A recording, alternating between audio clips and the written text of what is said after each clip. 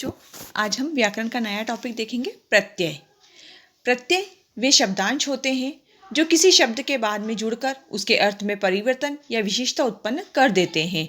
जैसे मिठाई जो शब्द है उसमें आई प्रत्यय जोड़कर मिठाई शब्द बनाया गया है। अतः उपयुक्त शब्दों में कह सकते हैं कि जिन शब्दों का स्वतंत्र रूप से कोई अर्थ व अपना कोई अस्तित्व नहीं होता है वे प्रत्यय कहलाते हैं। प्रत्यय के भेद। प्रत्यय के निम्नलिखित दो भेद होते हैं। पहला जो भेद है वो कृदंत प्रत्यय।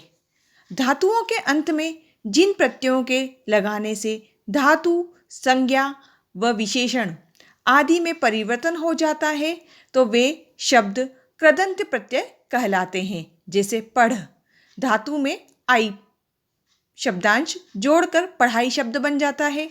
कृदंत प्रत्यय के प्रकार। कृदंत प्रत्यय जो होता है वो 5 प्रकार का होता है।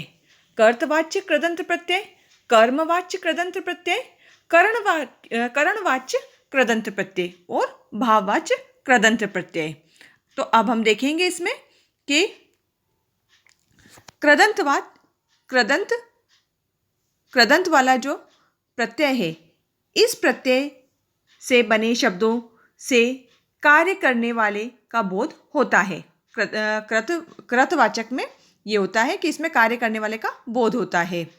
तो इसके उदाहरण है आलू, तो इसमें हो जाएगा झगड़ालू, ईर्ष्यालू, ये सब इसके अंतर्गत आते हैं।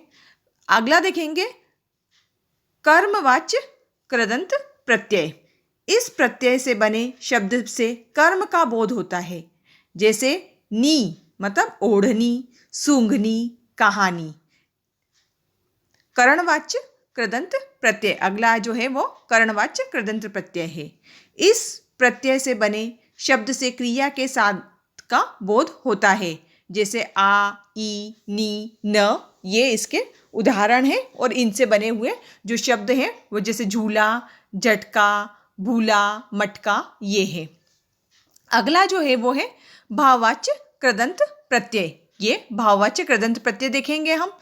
इस प्रत्यय से बने शब्द से भाव के व्यवहार का बोध होता है। इसमें भाव का पता चलता है। ठीक है, तो ये हो गए हमारे कृदंतवाच्य भाववाच्य कृदंत प्रत्यय। अगला देखेंगे, अभी इसमें एक और बचा हुआ है, वो देखेंगे। तो उसमें है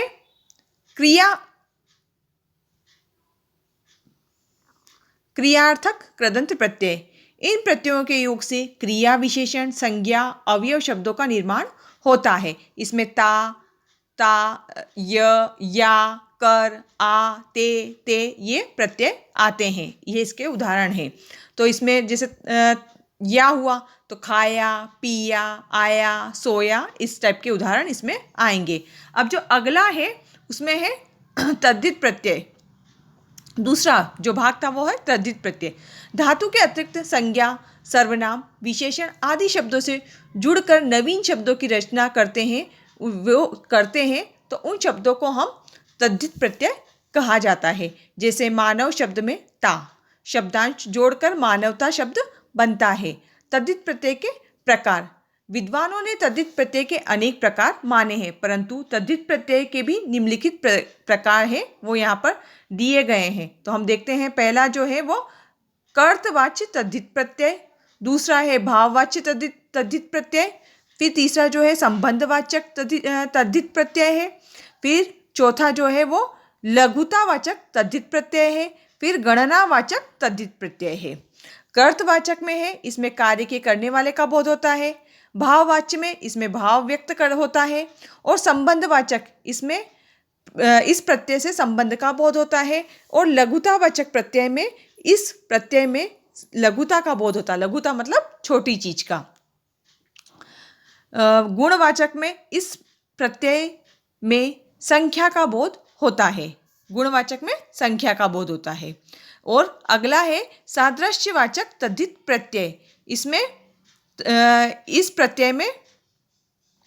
प्रत्यय से समानता का बोध होता है। सादृश्यवाचक में समानता बताई जाती है।